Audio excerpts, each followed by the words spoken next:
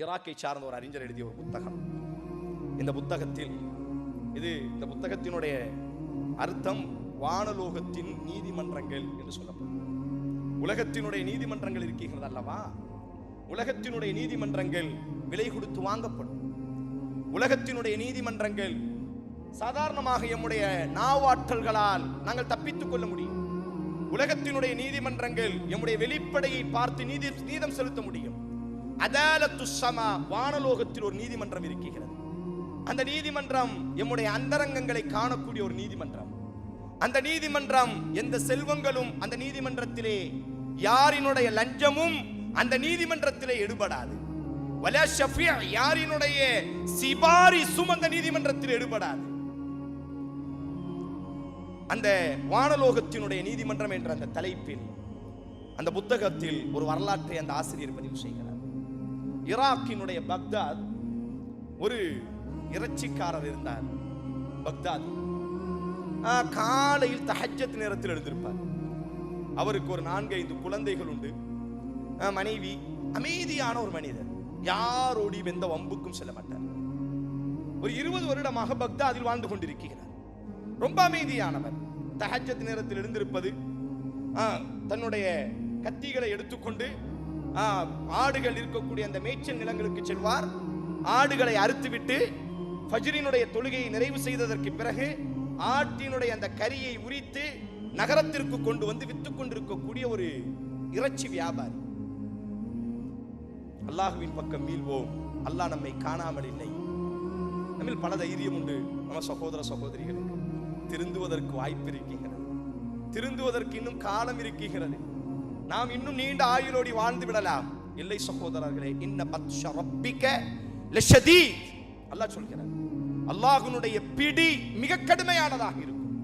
நாம் யோசிக்காத இடத்தில் அல்லாஹ் பிடித்துக் கொண்டிருப்பான். நாம் பாவம் செய்யும் பொழுது, அது அல்லாஹ்விற்கு பாவம் செய்தாலும் சரி, சக மனிதனுக்கு நாங்கள் அநீதம் செய்தாலும் சரி, அல்லாஹ்வுடைய பிடி என்பது நாம் யோசித்தே இருக்க மாட்டோம். அந்த இடத்தில் வந்து அல்லாஹ் நின்று கொண்டிருப்பான்.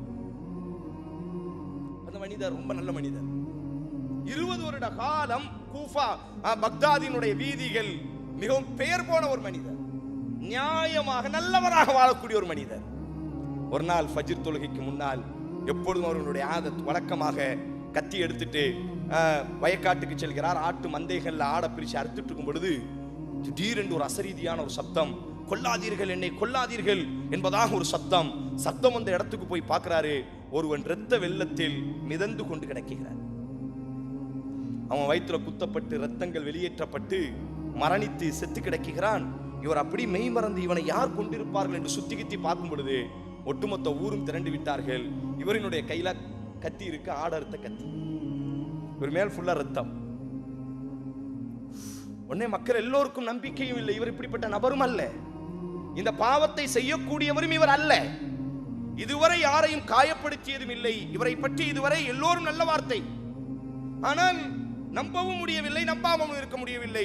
முஷூர்தா போலி அதிகாரிகள் வருகிறார்கள், இவரை கைது பண்றாங்க. ஏன்னா இவர்கிட்ட தான் கத்தி இருக்கு, இவர் உடம்பு தான் ரத்தம் இருக்கிறது, செத்து கிடக்கிறான் ஒருவன். அப்படி ஆனால் யார் கொலை செய்திருக்க வேண்டும்? அவர் சொல்றாரு, இல்ல அது எனக்கு தெரியாது, நீதிமன்றத்தில் நிப்பாட்டப்படுகிறது, எனக்கு தெரியாது, நான் இதை செய்யவில்லை என்பதாக எவ்வளவோ பேசி பார்க்கிறார். நீதிமன்றத்தை பொறுத்தவரையில் தலீல் ஆதாரங்களை கொண்டு தீர்ப்பு கொடுக்கப்படும்.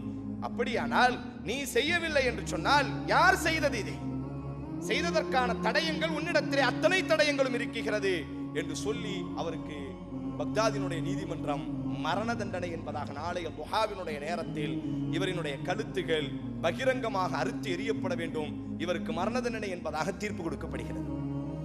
மறுநாள் துஹா நேரம் கைகள் கெட்டப்பட்டு பக்தாதினுடைய வீதிகளுக்கு கொண்டு வரும் பொழுது அவரினுடைய அந்த பெண் குழந்தைகள், அதாலத்து இந்த கிதாபை எழுதிய ஆசிரியர் ரஹீம் அவரும் இந்த களத்தில் நின்று எழுதிய வார்த்தை, எல்லோரும் நின்று அழிகிறார்கள். குறிப்பாக அவனுடைய பச்சிளம் குழந்தைகள் எல்லோரும் அழிகிறார்கள், ஊரே அழிகிறது.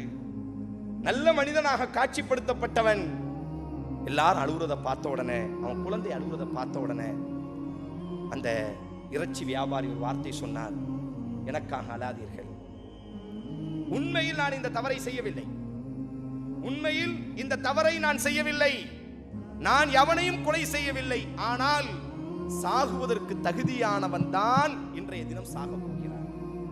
எல்லோருக்கும் ஆச்சரியம். இந்த கொலையை நீ செய்யவில்லை என்று சொல்கிறாய், ஆனால் நீயே சொல்கிறாய் சாகுவதற்கு தகுதியானவன் என்பதாக. ஆம், இந்த கொலையை நான் செய்யவில்லை. ஒரு 20 வருடத்திற்கு முன்னால் நான், இந்த ஊர் எனக்கு சொந்த ஊர் அல்ல, கூஃபா தான் என்னுடைய சொந்த ஊராக இருந்தது. 20 வருடமாகத்தான் நான் பக்தாதில் வாழ்ந்து கொண்டிருக்கிறேன். 20 வருடத்திற்கு முன்னால் நான் ஒரு படகோட்டியினுடைய மகன். என்னுடைய தகப்பன் ஒரு படகோட்டி.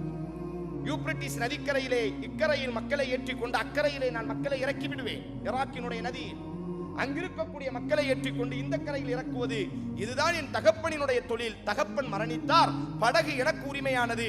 எனது தகப்பனினுடைய தொழிலை நான் செய்து கொண்டிருந்தேன். ஒரு நாள் ஒரு அழகான பெண் என்னுடைய படகிலே வந்து அமர்ந்தாள். யூப்ரட்டிஸினுடைய கூஃபாவினுடைய இக்கரையில் இருந்து அவளை அக்கறைக்கு நான் இறக்கி விடும் பொழுது அவள் என்னுடைய உள்ளத்திற்குள்ளாக வந்து அமர்ந்து கொண்டால், அவள் மீது எனக்கு ஒரு நேசமும் மோகமும் வந்து விட்டது. அவள் முகவரியை தேடி அவள் வீட்டுக்கு நான் சென்றேன். அவர் சொல்கிறார், நல்ல ஆடைய கடையில வாங்கிட்டே அணிந்து கொண்டு அவர் வீட்டை தட்டின ஒரு முதியவர் வந்து கதவை திறந்தார். நான் சொன்னேன், உங்கள் மகளை நான் பார்த்தேன், எனக்கு பிடித்திருக்கிறது, உங்கள் மகளை எனக்கு மனமுடித்து வையுங்கள். அப்பொழுது அந்த முதியவர் கேட்டார், நீ யார், என்ன தொழில் செய்கிறாய்? நான் சொன்னேன், படகோட்டியினுடைய மகன் என்பதாக நான் சொன்னேன். நான் இப்பொழுது படகோட்டி கொண்டிருக்கிறேன் என்று சொன்னபொழுது அவர் சொன்னார், என்னுடைய மகளை உங்களுக்கு மனமுடித்துக் கொடுப்பதற்கு எனக்கு சம்மதம் இல்லை, அதனால் வீட்டை விட்டு வெளியேறுங்கள் என்பதாக என்னை அவர் அவமானப்படுத்தி வெளியே அனுப்பிவிட்டார். போங்க, வெளியே போது வாப்பாவுக்கு உண்ட உரிமை. வாப்பா அவர்தான் அதற்கான கஃபீல், சாதாரண கஃபீல் என்று சொல் வலி அவர்தான். அவர் நினைத்தால் தனது மகளை யாருக்கு மனமுடித்துக் கொடுக்க முடியும்? மகளினுடைய சம்மதத்தோடி. வாப்பாவிற்கு மனமில்லை, செல்லுங்கள் என்று அனுப்பி வைத்து விட்டார். காலம் உருண்டோடுகிறது. இது போன்ற ஒரு மகிரிபினுடைய நேரம், சூரியன் மறையக்கூடிய அந்த நேரத்தில் ஒரு பெண் கையில குழந்தையோடி அந்த படகுல வந்து அமருகிறார். தூரத்தில் வரும் பொழுதே பார்க்கிறார். படகுல வந்து அமரும் பொழுது அவர் கண்டுகொண்டார் தன்னுடைய பழைய நேசத்திற்குரியவர் என்பதாக. கேட்கிறார், தாய் என்னை தெரியுதா உங்களுக்கு? நான் யாருன்னு உங்களுக்கு தெரியுதா? அவ சொன்னால், ஆரிஃப் எனக்கு தெரியுது, நீங்க யாருன்னு எனக்கு தெரியுது. ஒரு நாள் என்னை நீங்கள் வீட்டில் வந்து மனம் முடிப்பதற்காக பெண் கேட்டீர்கள் அல்லவா? ஆம், நான் தான். இப்பொழுது அந்த சூரியன் மறைகிறது, இருள் கவ்வ ஆரம்பிக்கிறது. அந்த குழந்தை, அந்த நபர் என்ன செய்யறான், படகோட்டி பிடுங்கி அந்த புள்ளை என்ன செய்யறார் அப்படின்னு சொன்னா அந்த தண்ணியில முக்கிறாரு, தலை கடுத்து வர. அவர் சொல்கிறார், இன்றைய இரவு நீ என்னோடி சயனிக்க வேண்டும், என்னோடி நீ தவறு செய்ய வேண்டும். அப்படி இல்லாவிட்டால் இந்த குழந்தையை நான் கொலை செய்து விடுவேன், முக்கி சாகடித்து விடுவேன். தாய் பதற்றத்தில் குழந்தையை பாதுகாப்பதற்காக மேலே பாய்கிறார். அவனை அடிப்பதற்காக, சண்டையிடுவதற்காக பாய்கிறார். ஓங்கி தாயை தள்ளுகிறான். தலை மண்டையிலே முட்டுகிறது. அந்த இடத்திலேயே தாய் மரணிக்கிறார். குழந்தையை முக்கி சாகடித்து விட்டு படகை கவுத்தி போட்டாரு. ஃபுல்லா வெளியில வந்து சொல்லிட்டாரு. படகு ஓட்டி கொண்டிருக்கக்கூடிய நேரம் திடீரென்று சூழல் மாறியது. படகு கவிழ்ந்தது. தாய்க்கும் சேய்க்கும் நீச்சல் தெரியாது. ஆதலால் அவர்கள் மரணித்து விட்டார்கள். நானுமோ படகோட்டியினுடைய மகன். காலம் காலமாக யூப்ரட்டிஸ் நதிக்கரையில் மிதக்கக்கூடியவன். எனக்கு நீச்சல் தெரிந்தது. ஆதலால் நான் தப்பித்து விட்டேன். உலகம் அனைவரும் நம்பினார்கள், யாரும் மறுக்கவில்லை. பேசிய வார்த்தை மிக தெளிவானது. மிக தெளிவாக ஆதாரத்தை கொண்டு வந்து வைத்தார். உலகமே நம்பியது, கூஃபா நகரமே நம்பியது. ஆம், உண்மைதானே, அவர்களுக்கு நீச்சல் தெரியவில்லை, ஆதலால் மரணித்து விட்டார்கள். படகோட்டிக்கு நீச்சல் தெரிந்தது, ஆதலால் தப்பித்து விட்டார். அதற்கு பிறகு அந்த படகோட்டி சொல்றாரு, அதுக்கு பிறகு எனக்கு அங்க இருக்க மனசு இல்லை, அந்த படகை வித்துட்டு பக்தாதுக்கு வந்து இறைச்சி கடை நடத்தி 20 வருஷ காலம் நான் வாழ்ந்து கொண்டிருந்தேன். எல்லோரும் மறந்தார்கள் என்று நான் நினைத்தேன். அதாலத்து ஸமா, வானத்தில் ஒரு நீதிபதி இருக்கிறான், அவன் எப்பொழுதும் மறக்க மாட்டான். நான் இந்த கொலையை செய்யவில்லை, இந்த கொலைக்கும் எனக்கு எந்த சம்மதமும் இல்லை. ஆனால் 20 வருடத்திற்கு முன்னால் நான் ஒரு அநீதம் செய்தேன் அல்லவா? அல்லாஹ் இப்பொழுது அந்த அநீதத்திற்கு என்னை பிடித்திருக்கிறான். அன்று செய்த ஒரு பாவத்திற்கு அல்லாஹ் அன்றைக்கு கணக்கெடுத்தான், இன்றைக்கு கணக்கு தீர்த்திருக்கிறான்.